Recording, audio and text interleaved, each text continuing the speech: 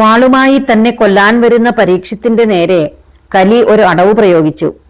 കലി പരീക്ഷത്തിന്റെ കാൽക്കൽ സാഷ്ടാംഗം നമസ്കരിച്ചു. എന്നിട്ട് തന്നെ രക്ഷിക്കണമേ എന്ന് അപേക്ഷിച്ചു. ഭഗവാൻ ശ്രീകൃഷ്ണൻ ദൂതനായും സാരഥിയായും സുഹൃത്തുമായുമെല്ലാം എപ്പോഴും കൂടെയുണ്ടായിരുന്ന ആ മഹത്തായ കുരുവംശത്തിന്റെ പ്രജകൾക്ക് ഈശ്വര തുല്യനായി ധർമ്മിഷ്ഠനായി രാജ്യം ഭരിച്ചിരുന്ന യുധിഷ്ഠിരന്റെ പിൻഗാമിയായ പരീക്ഷിത്ത് തന്നെ അഭയം പ്രാപിക്കുന്നവരെ, അത് ശത്രുവാണെങ്കിൽ പോലും സംരക്ഷിക്കുമെന്ന് കലിക്ക് നല്ലവണ്ണം അറിയാമായിരുന്നു. അതുകൊണ്ടാണ് കലി പരീക്ഷിത്തിനോട് അഭയം യാചിച്ചത്. പരീക്ഷിത്ത് പറഞ്ഞു, മഹാനായ അർജുനന്റെ വംശത്തിൽ പിറന്ന ഞാൻ എന്നോട് അഭയം ചോദിക്കുന്നവരെ നിരാശപ്പെടുത്താറില്ല. പക്ഷെ നീ അധർമ്മത്തിന്റെ പ്രിയ ബന്ധുവാണ്. അങ്ങനെയുള്ള നീ എന്റെ രാജ്യത്തുണ്ടാവാൻ പാടില്ല. ഒരിക്കൽ നിന്നെ ഇരിക്കാൻ അനുവദിച്ചാൽ നിന്റെ കൂട്ടുകാരായ കാപട്യം, കളവ്, കലഹം, അത്യാഗ്രഹം തുടങ്ങിയ നീചവും നിന്ദ്യമായതുമെല്ലാം നിന്റെ കൂടെ ചേരും. ഭഗവാൻ ശ്രീകൃഷ്ണൻ ഈ ഭൂമി വിട്ടുപോയി എങ്കിലും സർവചരാചരങ്ങളുടെയും അകത്തും പുറത്തും ഭഗവാൻ വസിക്കുന്നുണ്ട്. യജ്ഞസ്വരൂപനായ ഭഗവാനെ സജ്ജനങ്ങൾ യജ്ഞം കൊണ്ട് ആരാധിക്കുന്നു. അങ്ങനെയുള്ള എന്റെ ഈ രാജ്യത്ത് തിന്മയായ നിനക്ക് ഒരു സ്ഥാനവുമില്ല. നീ ഇവിടെ നിന്നും പോകുക തന്നെ വേണം. അപ്പോൾ കലി ഭയന്ന് വിറച്ചുകൊണ്ട് പറഞ്ഞു, അല്ലയോ മഹാരാജാവേ, ഈ ഭൂമി മുഴുവൻ അങ്ങയാൽ ഭരിക്കപ്പെടുന്നു. അപ്പോൾ പിന്നെ ഞാൻ എങ്ങോട്ട് പോകും? എന്നെയും ഈശ്വരൻ സൃഷ്ടിച്ചതാണ്.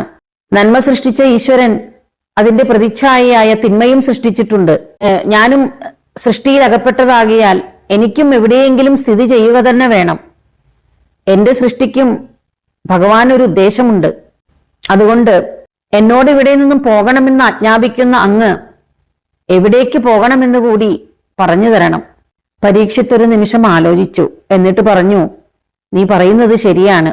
ചൂതുകളി, മദ്യപാനം, കാമാസക്തി, പ്രാണിഹിംസ എന്നിങ്ങനെ ഭഗവാനെ വിസ്മരിക്കുന്നിടത്തെല്ലാം നിനക്ക് വസിക്കാം. അപ്പോൾ കലി പറഞ്ഞു, ഈ സ്ഥാനങ്ങളെല്ലാം ഉൾക്കൊള്ളുന്ന ഒരു സ്ഥാനം പറഞ്ഞു തന്നാലും ഞാൻ അവിടേക്ക് പോയിക്കൊള്ളാം. അങ്ങനെ പരീക്ഷിത്ത് ഈ 4 സ്ഥാനങ്ങളും ഉൾക്കൊള്ളുന്ന സ്ഥാനമായ കനകം അഥവാ പണം എന്ന 5ാമത്തെ സ്ഥാനം കൂടി കലിക്ക് കൽപ്പിച്ചു കൊടുത്തു. അങ്ങനെ രാജാവ് കൽപ്പിച്ച 5 സ്ഥാനങ്ങളിലും കലി കയറിക്കൂടി. തനിക്ക് കൽപ്പിച്ചു തന്നിരിക്കുന്ന ഈ സ്ഥാനങ്ങളിലല്ലാതെ ഒരിടത്തും താൻ വസിക്കുകയില്ല എന്ന് കലി പരീക്ഷത്തിന് ഉറപ്പുകൊടുത്തു. കലി വാക്കുപാലിച്ചു. ചൂതുകളി നടക്കുന്ന സ്ഥലത്ത് എന്താണ് അവിടെ നടക്കുന്നത്? ഒരു കള്ളക്കളിയാണ്. കള്ളത്തരവും അസത്യവുമാണ് അവിടെയുള്ളത്. അവിടെ കലിയിരിക്കുന്നു. മദ്യപാനം, അമിതമായ മദ്യപാനം ഒരാളെ സ്വബോധം പോലും നഷ്ടപ്പെടുത്തിക്കൊണ്ട് നീചമായ പ്രവർത്തികൾ ചെയ്യിക്കുന്നു. അങ്ങനെ അവൻ നാശത്തിലേക്ക് പതിക്കുന്നു. അവിടെ കലിയിരിക്കുന്നു. കാമാസക്തി, പുരുഷനും സ്ത്രീക്കും പരസ്പരം തോന്നുന്ന കാമാസക്തി മൂലം അവിഹിത ബന്ധങ്ങൾ വളരുന്നു. അതുമൂലം കുടുംബങ്ങൾ തകരുന്നു. അവിടെ കലിയിരിക്കുന്നു. പ്രാണിഹിംസ, മനുഷ്യനെ നാശത്തിലേക്ക് വീഴ്ത്തുന്ന അവന്റെ ഒരു വികാരമാണ് ക്രോധം.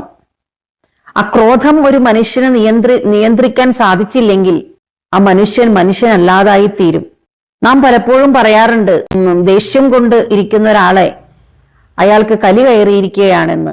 ദേഷ്യം വർദ്ധിച്ചാൽ പിന്നെ ഒരാൾ ചെയ്യുന്നതും പറയുന്നതും പ്രവർത്തിക്കുന്നതും അവനവന് തന്നെ അറിയില്ല എന്നുള്ളൊരു അവസ്ഥ വരും.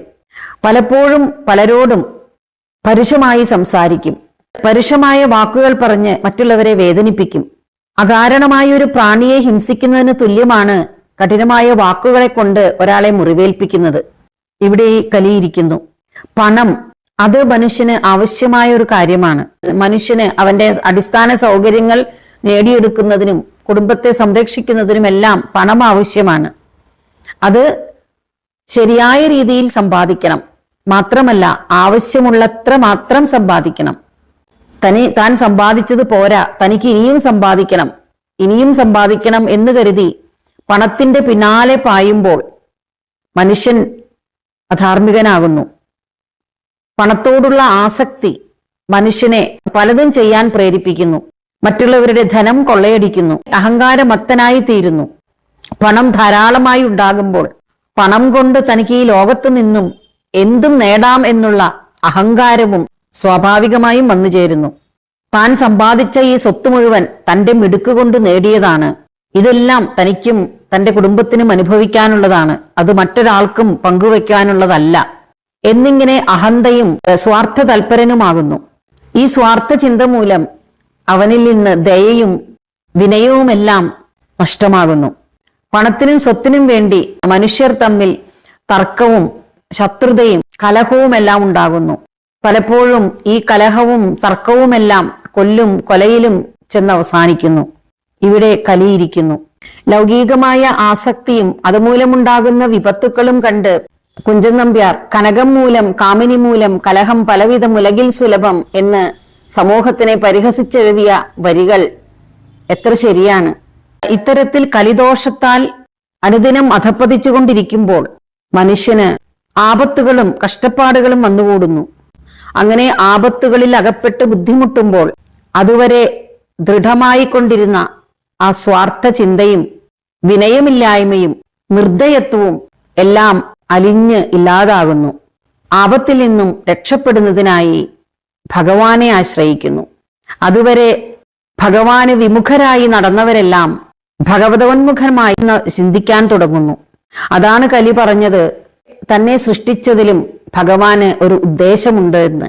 കലി ബാധിച്ച് ആപത്തിൽ പിണയുമ്പോൾ ഒരുവൻ ഭഗവാനെ പറ്റി ചിന്തിക്കാൻ തുടങ്ങുന്നു. ഈ ഒരു കാര്യം, ഭഗവാന്റെ ഓരോ സൃഷ്ടിക്കും ഓരോ ഉദ്ദേശമുണ്ട് എന്നുള്ളത് നാം കലിയിൽ നിന്നും പഠിക്കേണ്ടതാണ്.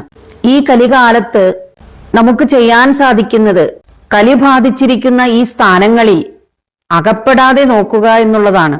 കാരണം ഈ സ്ഥാനങ്ങളിൽ ഒരിക്കൽ അകപ്പെട്ടു കഴിഞ്ഞാൽ അതിൽ നിന്ന് പുറത്തു വരാൻ വളരെയേറെ ബുദ്ധിമുട്ടാണ്.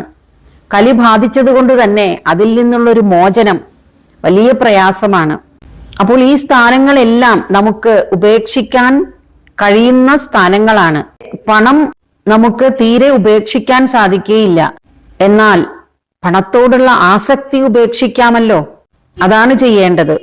ഇത്തരം അസാൻമാർഗികമായ കാര്യങ്ങളിൽ നമുക്ക് അകപ്പെടാതെ ഇരിക്കാൻ ശ്രമിക്കാം. നമ്മുടെ ചിന്തകളെ നാം തന്നെ സംസ്കരിച്ചെടുക്കണം എന്ന തിരിച്ചറിവോടെ വേണം നാം ഈ ലോകത്ത് ജീവിക്കാൻ. പരീക്ഷത്ത് കലിയെ നിയന്ത്രണത്തിൽ വരുത്തി ഈ കലിക്ക് ഈ പ്രത്യേക സ്ഥാനങ്ങൾ കൽപ്പിച്ചു കൊടുത്തത് കൊണ്ട് തന്നെ കലി അവിടെ മാത്രം ഒതുങ്ങിക്കൂടി. അതുകൊണ്ട് മനുഷ്യർക്ക് കലിദോഷമേൽക്കാതെ അവന്റെ സാധനകളെല്ലാം ചെയ്ത് തപസ്സും ശുചിത്വവും ദയയും സത്യവുമെല്ലാം നിലനിർത്തിക്കൊണ്ട് തന്നെ ജീവിക്കാം എന്നുള്ളൊരു അവസ്ഥ വന്നു. ധർമ്മദേവന് നഷ്ടപ്പെട്ടുപോയ 3 കാലുകളും തിരിച്ചു നൽകി. അങ്ങനെ ധർമ്മദേവനെ ആശ്വസിപ്പിച്ചു. അങ്ങനെ കലികാലത്ത് ഭൂമിയിൽ ജനങ്ങൾ ധർമ്മനിഷ്ഠരും ഭഗവത് സ്മരണയും ഉള്ളവരായിരിക്കും എന്ന് പറഞ്ഞ് ഭൂമിദേവിയെയും ആശ്വസിപ്പിച്ചു. അങ്ങനെ ധർമ്മദേവനും ഭൂമിദേവിയും സന്തുഷ്ടരായി തീർന്നു.